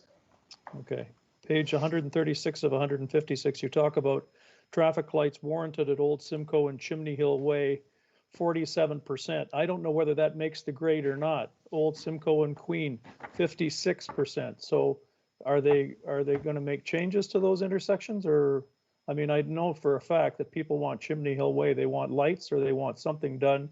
And I think we're waiting for the construction to finish before that happens. Same with the road, which is a mess. But does 56% qualify, or does 47% qualify, or does it need to be higher than that before changes are made? Through the mayor to Councillor Brown, it would need to reach 100% to warrant the traffic lights. The various roads you spoke about or intersections, there are geometric improvements that are recommended through the DC background study as well as the TMP. And that could include, again, this is something we look at the design stage, but that could include turn lanes, changes to curb radiuses, et cetera, or even traffic lights. It's something we would monitor up until the point it is meeting the warrant. So, and through the mayor again, you go on to say later on, 142 of 156, you talk about Old Simcoe and Queen, 84% for traffic control signals. So that has to be 100% then? Is that right? Through the mayor to Councillor Brown, that's correct, but I'll also let Mr. Chartier dive into that process a little bit more. Thank you, Mr. Arsenault. Through you, Mayor Drew, to Councillor Brown, as Kevin has mentioned, the traffic signal warrants are on a process that's established through the Ontario Traffic Manual and are applied across the province for prioritizing the implementation of traffic control signals at intersections. So it's a consistent approach that's used across the province to basically to try to ensure that traffic signals get installed consistently. So they're based on traffic volumes and collision history. And if the location meets certain thresholds, so and as Mr. Arsenault has mentioned, one justification by itself has to meet at 100% to warrant the installation of signals. So you're getting close at Queen and Old Simcoe. And I think to one of your earlier points, Councillor, with respect to what might look different between a type C and another type of road, the provision of traffic signals, turn lanes, things like measures such as those are more commonly observed on a type C arterial than they would be on a local or collector road. Okay, and this hopefully is my final question. I'm sure everybody else is nodding as opposed to nodding asleep. So through the mayor, so we've done all of this work. So we've got what you could call a blueprint to go forward when it comes to something like this. It comes before council in June. And then what happens after that? Do we cherry pick the things that are less expensive to get started? I'm not sure where we go from here. In other words, again, I always ask, what are people going to see? So in this particular instance, we've got this great report. So what are people going to see after June? Because I realize it has to be revised somewhat. Through the mayor to Councillor Brown. Obviously, when we come back in June, we'll have taken a look at the comments received, made revisions, and had discussion on those items. But once we do adopt the policies and recommendations throughout the plan, you can expect to see some changes that are already, I guess, in plan, because we do have the strategic plan, the official plan, and various other documents and the DC background study that already guide our capital program. We've already commenced on some of these things. So many of the cycling or pedestrian facilities will have or have been incorporated into approved or forecasted capital projects and through various developments that are ongoing. Some of these would include, we have traffic calming already approved through council for 2021. Once the plan's approved, we use the implementation protocol that's outlined in there. You'll see the old rail lane sidewalk MUT that's approved for 2021 get installed. The design on that is just being finalized right now and will be a 2021 capital project. Hoping to have that completed for midsummer. Bike route signage and pavement markings would begin to occur where appropriate. Obviously, we're talking about low-hanging fruit, so we would cherry pick those ones that make the most sense right off the get-go. Director Coleman already began the speed limit study and has recommended signage changes which are moving forward for 2021 and approved by council. We have the EV charging stations going forward in 2021, and phase 2 of the wayfinding strategy was approved by council as well, and that's where you'll see a lot of the downtown and parking signage come through this year as well. The other thing to keep in mind is we have projects that are already on the go, such as Union Avenue reconstruction that will include bike lanes and new sidewalk within that project. So you'll start to see these things kind of compound over the next few years and be built out as we move forward. But just keep in mind that much of this has already been rolled into our 5-year forecast or 4-year forecast beyond 2021. So to sum up then, people will see a lot of change by the end of this year. Yes, absolutely. Thank you. And thank you very much for your good indulgences, people. You're welcome. Thank you, Councillor, and I have no further questions. Excellent questions. Thank you very much, Council, for asking them, and to Mr. Chartier and Mr. Arsenault for having the answers right at hand. So that's wonderful. I have a suggestion. The document is kind of difficult to navigate. When I look at the recommendations in the executive summary and look for the corresponding table, map, figure, appendices, etc., it took me a while to find everything. May I suggest that before this goes out for consultation and feedback, that you make it somehow easier to navigate, maybe using overall page numbers or however you choose to do that. But it took a number of extra steps. So in summarizing, some of the recommendations will help guide us in the planning of subdivisions and other development plans to continue to develop Scugog into livable, active communities. I appreciate that considerable effort has been made to align with other levels of government, agencies, and organizations.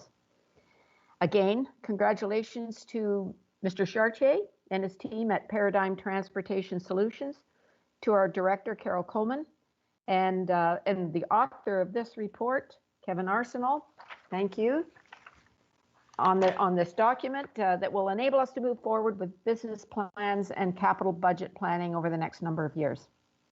There are a number of recommendations that involve policy and procedures. I particularly support the development of these policies and procedures where we can make practical decisions based on warrants, staff guidance, practicality, and legislation without the emotion, and hopefully adhere to the policies and procedures when emotions come into play. The policies and procedures will take place after the final approval process of the plans. Recommendations for capital works will be prioritized yearly and be developed as part of the capital budgets and capital forecasts, and will be dependent on staff and financial resources. Having said all that, the recommendation is, can you put that up, please, Sandra? Thank you. And we will just add that the presentation, or you've got it there, the presentation, et cetera, and I have a mover, Councillor McDougall, seconded by Councillor Watton. All those in favor? In favor. Ms. Frey, have you opening the vote? Yes, open for voting, Madam Mayor. Thank you.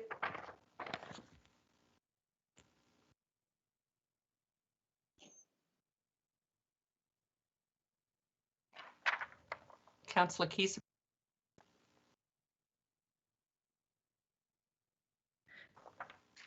I'm just doing a verbal. It's not coming up on my screen for some reason. I apologize, Madam Mayor. That's fine. Thank you.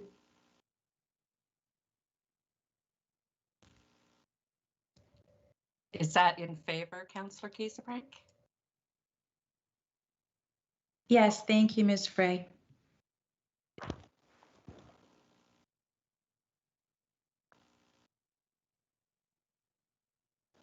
And that is carried unanimously. Thank you all once again. This is a tremendous amount of work and helps us move forward. So thank you once again. We have been now going at this for over an hour and a half. Shall we have a 10-minute break? Could I have a motion to that effect, please? Councillor Kiesebrink, Councillor Watton and Councillor Ross. All those in favor, will you call the vote, please? In favor.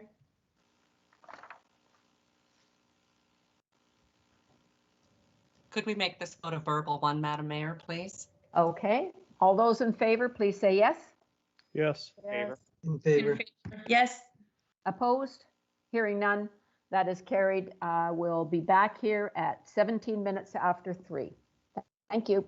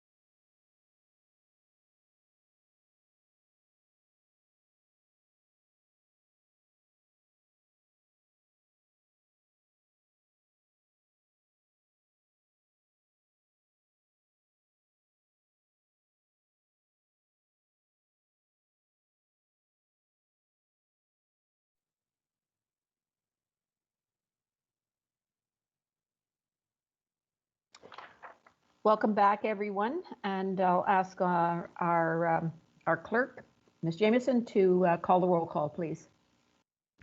Through you, Madam Mayor. Councillor Watton? I'm here. Thank you. Councillor McDougall? Councillor McDougall? I'm present, thank you. Thank you. Councillor Guido? Present.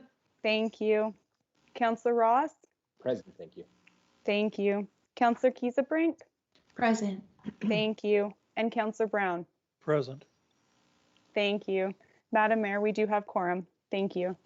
Thank you very much. Moving now to the consent agenda, 10.1 reports. I have 10.1.1, 0.2, 0.3, 0.5, 0.6, 0.7, well, sorry, 1.6 is already completed, 1.7, 9, and 10. Are there any others to be pulled? Have I got that correct, Madam Clerk? I believe so. I'm just I'm looking for clarification if Councillor Kiesenbrink was planning to pull 10.1.1.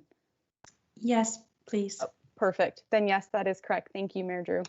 Okay, thank you. May I have a motion, please, to accept the recommendations? Thank you, Councillor Watton.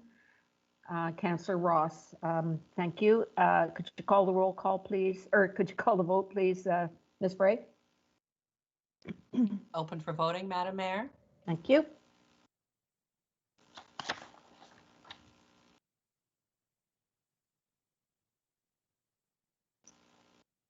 Councillor Kiesebrink, are you in favor?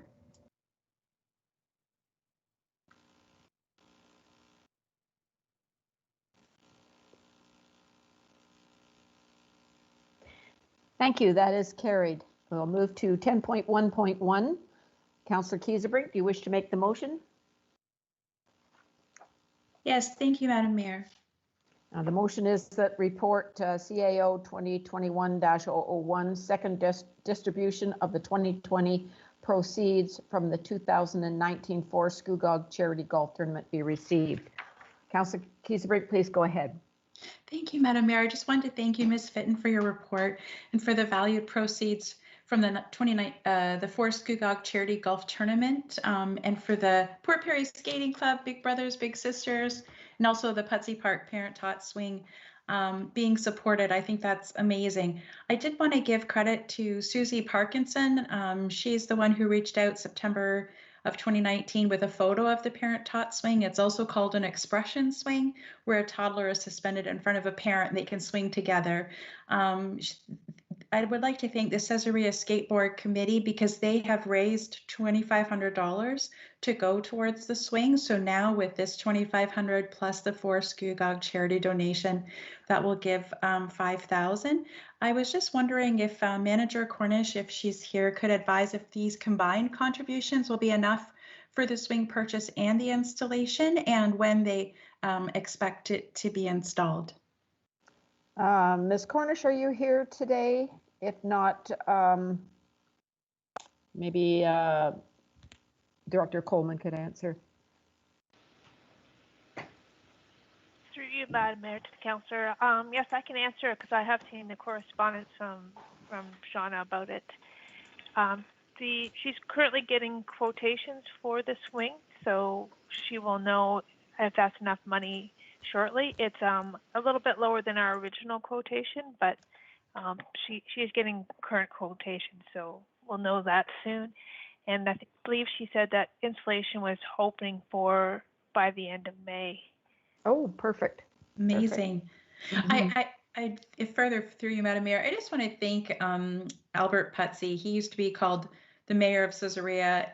He's left quite a legacy. I think as a caretaker and lobbyist for that town, he would be really grateful. And I'd like to thank you, Director Coleman. I first brought this to you a long time ago and you put it in the budget, and it's really cool to see that it's fully funded. And I would just like to thank the committee again as well. So if there is a way to do a couple of swings together, because they come in baby, toddler, and 5-year-old sizes, I don't know how the funds will work out, but we'll see. We'll wait for that quote. And just thank you again. Anything further? No further questions? The motion is made and seconded. Ms. Frey, will you call the vote, please? Open for voting, Madam Mayor. Thank you.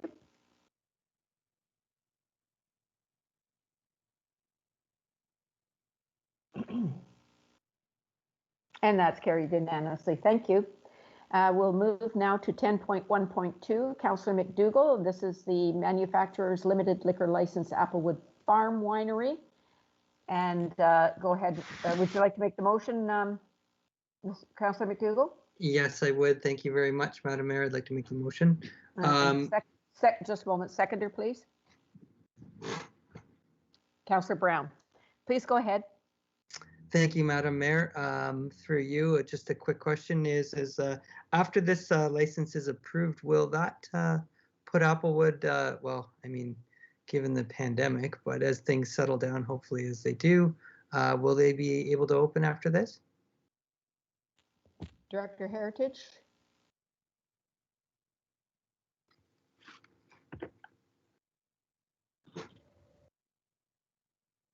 Thank you, Madam Mayor, to the councillor.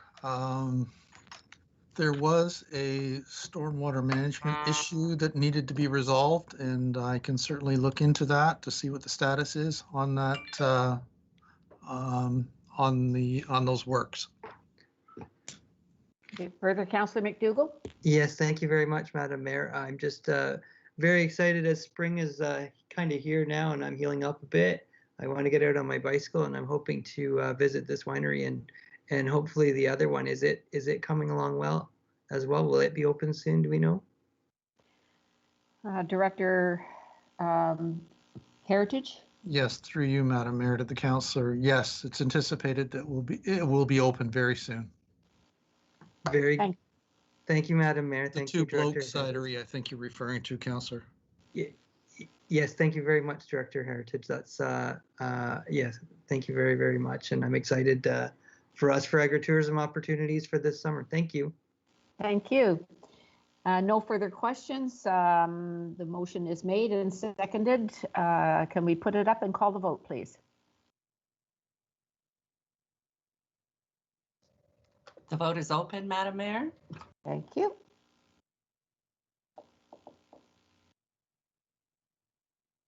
And that's carried unanimously. Thank you very much. We'll move now to 10.1.3. Councillor Kiesebrink, you made this, you pulled this item. Would you like to make the motion, please? Yes, thank you, Madam Mayor. And seconder, please. You need a seconder? Thank you, Councillor Brown. Please go ahead with your question, Councillor Kiesebrink. Thank you. To Ms. Durward or perhaps Ms. Barda, I'm not sure who of our staff are here today with respect to this, but I just wanted to confirm that with respect to the challenges of the pandemic and the challenges that we all have, the reality is that Scugog Township is obligated to collect the taxes that are owed, and that they have to be passed on to the region and the school board in a timely way, regardless of whether we're delayed in paying our taxes or not. Would that be a correct sort of summation? Director Barda. Yes, through you, Madam Mayor. It is absolutely correct. We are required to collect on behalf of the Region of Durham and the school board their amount that they have assessed. And whether we actually collect it from our taxpayers or not, we still are required to pay the region 7 days after the due date, and the school boards in March, June, September, and December in equal installments. So we have no flexibility in those dates. And if we do not collect, it's our cash flow that takes the hit.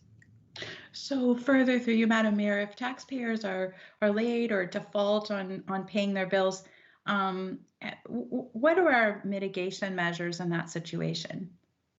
Director? Yes, through you, Madam Mayor. We do have a collection policy that's currently in place, and what we will do is we will advise anyone who is late in paying on the first of the month. We will issue a reminder notice, and they will also be charged the penalty for failure to pay, obviously. And we will continue to issue reminder notices until they are current.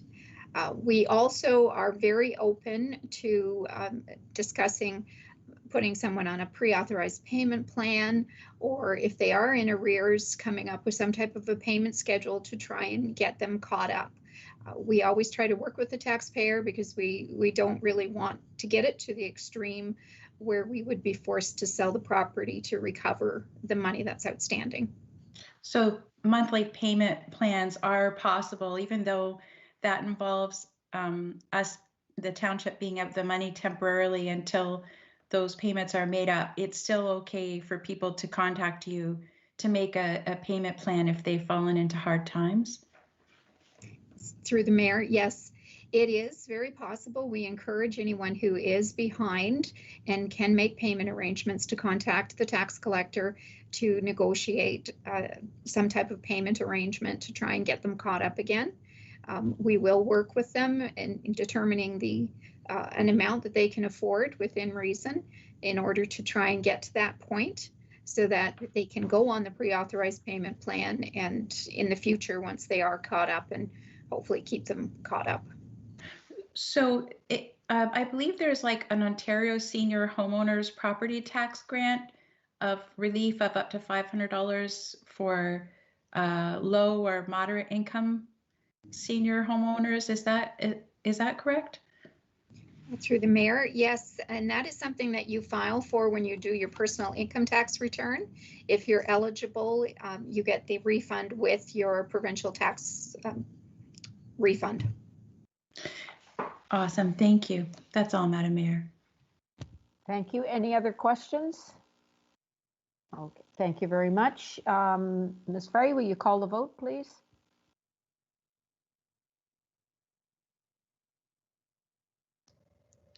Open for voting, Madam Mayor. Thank you.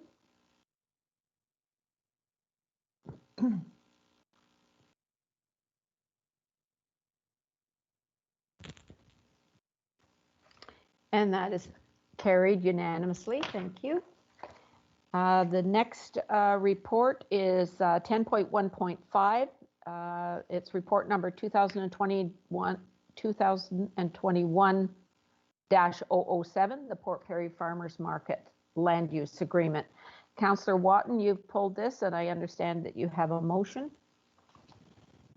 I do, Madam Mayor, and I believe Councillor Guido is going to second that. Yes, okay. The motion. So, and the motion just basically, it reads as follows, or it's up on but I'll read it to enter it into the minutes. That the report PWIS 2021-007 of the Port Perry Farmers Market Land Usage Agreement be received, and that the Port Perry Farmers Market daily fee for hydro use as per the fees and charges bylaw be waived for 2021 due to the negative impact that the COVID-19 pandemic has had on the businesses, and that the mayor and clerk be authorized to sign the proposed land use agreement for use of the municipal property as stipulated in the attached land use agreement as amended. That's my motion, Madam Mayor, and I'll speak to it very briefly if I may. Yes, please. Thank you. And just to further comment on this to the councillors and those listening, I just believe that it is a good way that we can support, again, our local community, especially this year. I certainly think that given the pandemic, as we all are experiencing, that if we are able to do something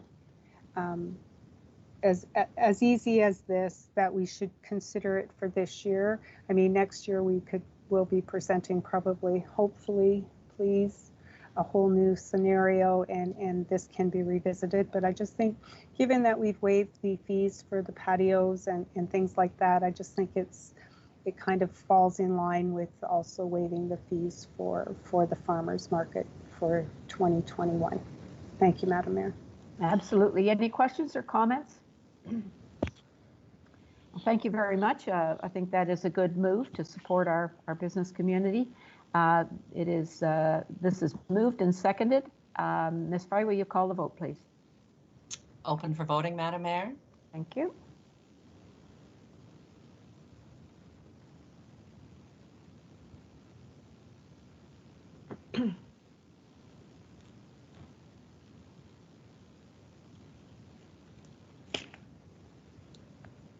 Just waiting for councillors. Oh, all done.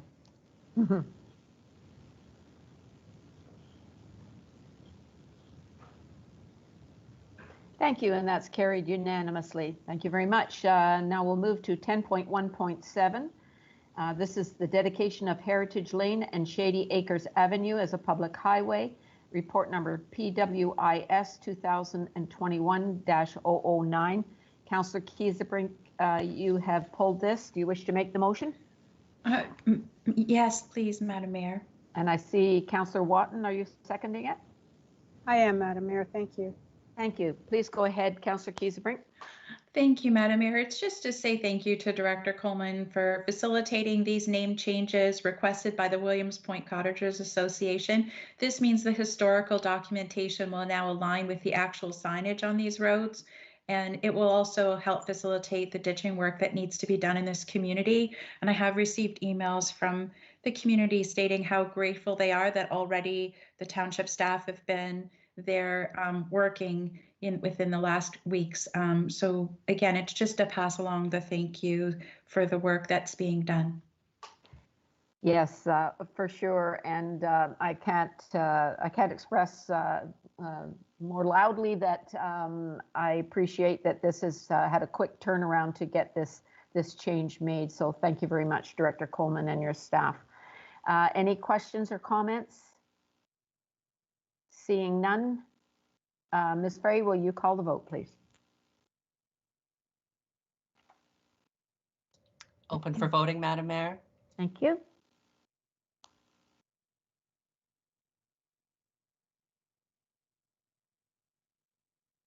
And that is carried unanimously. Thank you very much. And we'll now move to 10.1.9, PWIS 2021-011, construction agreement for Union Avenue. Councillor Guido, you pulled this. Are Yes, you willing to making the motion? Yes, I'll make the motion as well. And seconded by Councillor McDougall.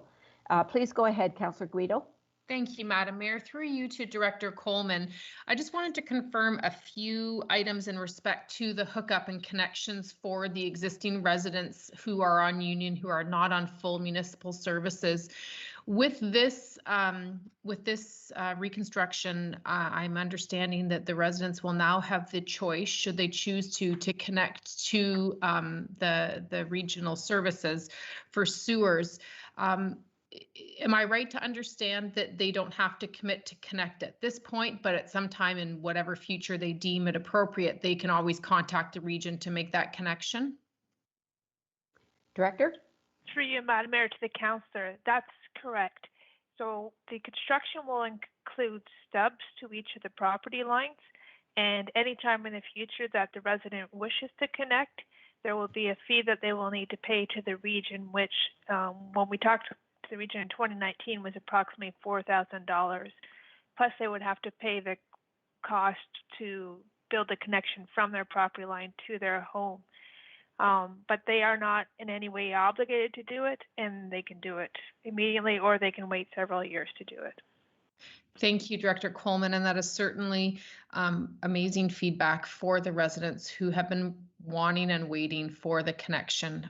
That is great. Hopefully at some point, all of Prince Albert will be able to have that same connection.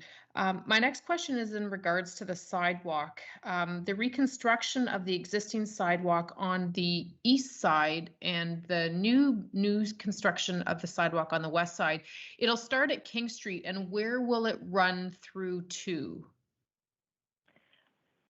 Through you, Madam Mayor, to the councillor, the new sidewalk will extend up to Josephine Avenue on both sides of the road. Okay, so the reconstruction of the east side will run and stop at the Josephine area? That's correct. Okay, thank you. And then on the west side, it will stop at Josephine and then won't be connected at all on the west side due to Chieftain's development and the saving of the trees, the hedgerow at that section. Correct? That's correct. Perfect. That's correct. Thank you. My next question, at the open house that we had back in 2019, many residents had voiced their concerns with drainage issues. Will those all be addressed individually once construction starts? Through you, Madam Mayor, to the councillor, that's correct. So the meeting that we had in 2019 was very helpful in identifying where a lot of the issues are. People that have sump pumps along that street will be connected directly to the storm sewer. And for areas where there's historic drainage problems, we have worked that into our design, and it will be dealt with as the construction happens. Wonderful. Thank you, Director Coleman, and thank you, Madam Mayor. No further questions. Thank you very much. Are there, Councillor McDougall, do you have a question? I do, Madam Mayor. I see Councillor Watton's hand up. I'm not sure if she's I think it's from before. Oh, okay. Very good. Just a quick follow-up question to Director Coleman. Will the residents be required to pay a sewer frontage fee as well as the hookup? Through you, Madam Mayor, to the councillor, they will not, as long as this proceeds as planned, that the construction agreement does get signed and the construction happens, the frontage fee will be paid for by the developer south of King Street. So the residents on this street will be getting a very good deal. Further? Yes, thank you, Madam Mayor. Thank you, Director Coleman. Another question is the sewer being extended up to King Street, and I believe it has to jog slightly west to connect to the proposed development. Will that assist in connecting any other properties further or on any other roads? Director? Through you, Madam Mayor, to the councillor, we looked into that because the developer was interested in cost sharing with other properties that might have future benefit from this sanitary sewer, and we are not aware of any current or proposed developments that would benefit from that sewer. So no, there are no others that we're aware of at this time. Further, Councillor McDougall? That's all. Thank you, Madam Mayor. Thank you, Director Coleman. And Councillor Watton has informed me she did indeed have a question on this. So please go ahead, Councillor Watton. Thank you, Madam Mayor, and through you to Director Coleman. I just wondered if you could just explain the difference in the financial implications. It just seems like such a large amount that was originally an estimated cost, and now the estimated cost is over 700,000 higher. I wonder how that happened to be such a big discrepancy or big difference. Director? Yes, through you, Madam Mayor, to the councillor. The original cost was estimated by the consultant hired by the developer, and I believe it was just based on a standard typical per meter rate for the sanitary sewer. Since then, we've done the detailed design, and portions of the sewer are much deeper than an average sewer. So that is why part of the cost estimate was low before. This estimate includes engineering fees, contingency, and HST, and it's based on the actual design. So this is a much more realistic cost estimate. Thank you. And further through you, Madam Mayor, are we finding that like just in the world of construction that everything is coming in a little bit higher than anticipated originally, given the current situation? Through you, Madam Mayor, to the councillor, many of our construction costs have come in higher than we anticipated. And how are we handling that in a move forward?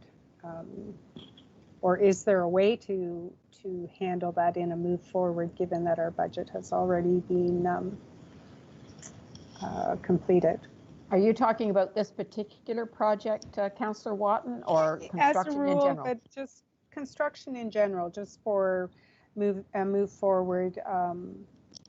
I mean, if I were the developer who originally thought it was 245,000 and now is in the 900,000s, I mean, I'm just worried that it may impact some of the growth that is being anticipated, that's all. Director? Through you, Madam Mayor, with respect to the developer for this one, the original estimate wasn't based on inflation costs. It was based on lack of information early on in the project. Now we have the design nearly completed, so we have a lot more information. So that's not a reflection of inflationary costs. Okay. But yeah, I'll leave it at that. Yeah, go ahead. Sorry, I didn't mean to interrupt. But how we are handling inflation, we have been continued to push for that 3% roads levy to help us get caught up in our roads. But it's actually the way inflation has been for road construction over the last few years. We're actually not even keeping up with the construction costs because many of the costs have been higher than that 3%. So we'll continue to push our preventative maintenance program, to look for other funding sources from other levels of government to keep up with what needs to be done for our roads. Thank you, Director, and I'm sure that you and your staff will be doing the best they can to get us the best we can get. So I do appreciate all your efforts. Thank you. Thank you, Councillor Watton. Just further to that, Director, roughly overall, what would be the increase because of in construction costs or in materials that we're facing? Because the cost of living that everybody talks about is roughly what, 1.5% to 2%.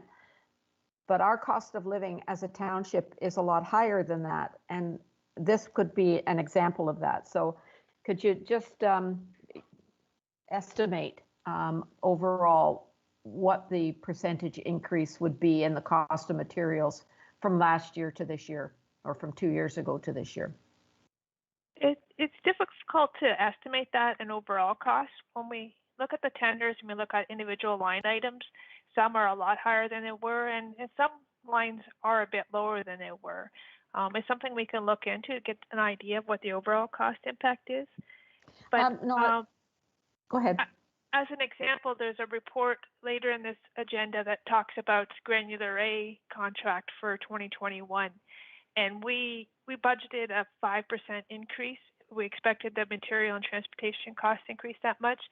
It actually came in at an 8% increase. So that one was significantly over the cost of living index. Yeah, I probably should have waited for that question until we got to that report, but that's what I was looking for. You know, cost of living in our normal lives is 1.5%, 2%, somewhere around there. And in the case of an upcoming report, it's an 8% increase. So thank you very much. We have a mover and a seconder on that. So Ms. Ferry, will you call the vote, please? Open for voting, Madam Mayor. Thank you.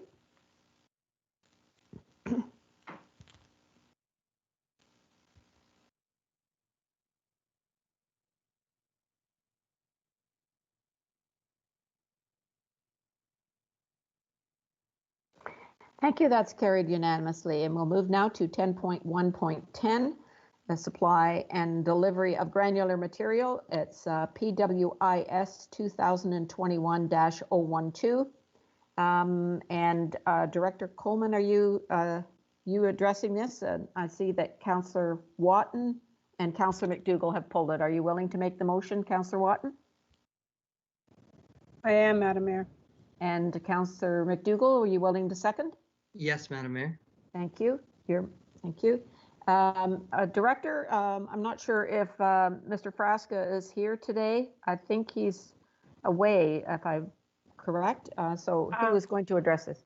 I am happy to address the questions. I told Rob Frasca that he could get to his busy workload and I would answer questions. Okay, thank you. Councillor Watton, your question? Actually, Thank you, Madam Mayor. My question was answered. The question was about being over budget and if that was due to just the cost of resources and transportation and so on. I believe Director Coleman answered that in the previous one. So thank you. I'm sorry I stole your thunder, didn't I? Okay, it's not a matter of thunder. It's okay. Well, it is kind of thunder at 8%. Councillor McDougall, did you have a question? Yes, thank you, Madam Mayor, and through to Director Coleman. I see in the discussion portion of the report, it talks about delivery and material being spread to a maximum of 150 millimeters. That's 6 inches for everybody. So as long as it's not more than 6 inches, then we're okay. Is that the idea? Like 1 inch would be good? Director? Through you, Madam Mayor, to the councillor, I don't think it's really meant to be a maximum depth of 150 meters. It's meant to be as consistent as possible to 150 meters as we can get. That's about the optimum depth for putting down on each of the roadways. Okay, and then so that's, sorry, just to follow up, is that 150 millimeters of compacted or loose granulars? Through you, Madam Mayor, that's compacted granulars. All right, and then to follow up, a question through you, Madam Mayor, is in terms of the quality, because I always get people asking me about the quality of the granulars that we use. Is the granular A tested for, I think it's fines? Through to you, Director Coleman, through you, Madam Mayor. Through you, Madam Mayor, yes, we have had issues in previous years with the quality material. So we have changed the standard that we're asking for, and we have increased the amount of testing we do, and that testing does include fines. Okay, very good, thank you. And then when will the granular start to be spread, and when will it be completed? Through you, Madam Mayor, the councillor, we expect to start the project in about mid-June, and it will be completed by the middle of September.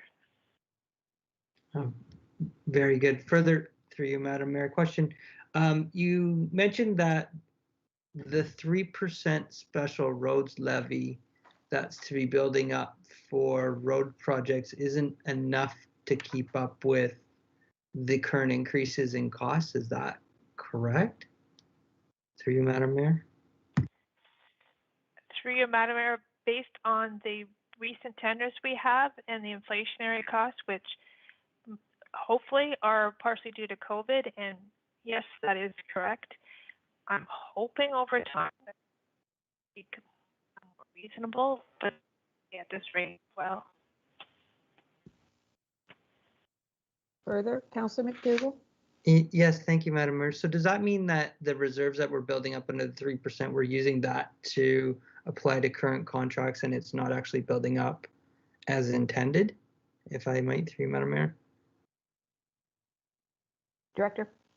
The amount that we're spending on roads is increasing, but the amount of construction we're getting out of it, like the number of kilometers that we're getting, is not as much as we were hoping because of the high inflationary rate lately. Okay. All right. All right. Thank you, Madam Mayor. Thank you, Director Coleman. That's all. Thank you. Mr. CAO, you wanted to chime in here? I just wanted to add that, thank you, Madam Mayor, by the way. I just wanted to add that although some years we may be falling behind, we're hoping over time this does move us forward. And our reserves aren't, they do have a little bit of a cushion for price overages, because in a normal year, some go over and some go under. And that's why when we have savings, we put them back into the reserve to accommodate overprices in future years. So I think that the comment is, at this point, you're correct, the 3% is not meeting our requirements. However, Without that 3% we got this year, it would have been a significant impact, and we're still proceeding with our capital programs. Okay, thank you. Councillor Brown, you had your hand up, it's back down. Did you wish to speak or ask a question? I can. Just a point of clarification. I connected with Rob Frasca before this meeting, and his response to my question about the 21,000 over, I asked him if there was a COVID-related reason. His response was yes. The cost of haulage has increased higher than anticipated. I've been told by the supplier that this is COVID-related. So that 8% is according to that person that Rob spoke with, due to COVID. Okay, thank you. Okay. The motion is made and seconded. Ms. Frey, will you call the question, please? Open for voting, Madam Mayor. Thank you.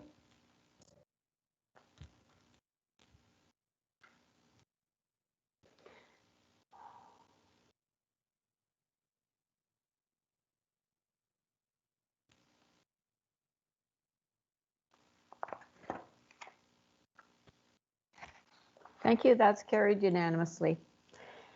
Moving on, I just want to announce that the correspondence item 10.2.1, excellent piece of correspondence at the time it was written, but now it is redundant because the province has opted into the capacity, percentage of capacity in places of business. So just for everyone's information. No items for separate discussion, no notices of motion, no new business except for the proclamations, and I'll look for a motion to approve the proclamations. Mover and seconder, please. Councillor McDougall, Councillor Guido, thank you. Questions or comments? All those in favor? We call the question. Open for voting, Madam Mayor. Thank you.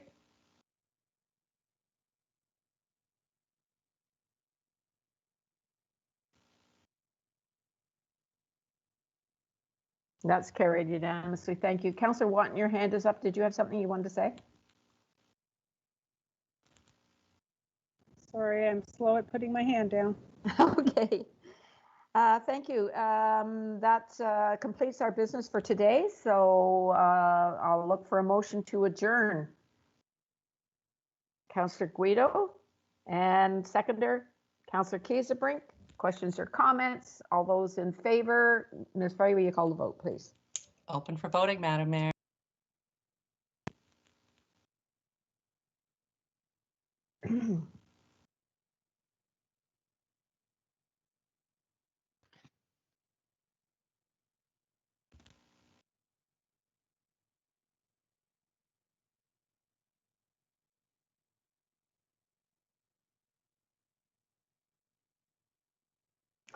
Thank you. That's carried unanimously. Thank you, everyone, for excellent meeting. There was some terrific questions there, and staff was prepared to answer them so that we all have the information that we need.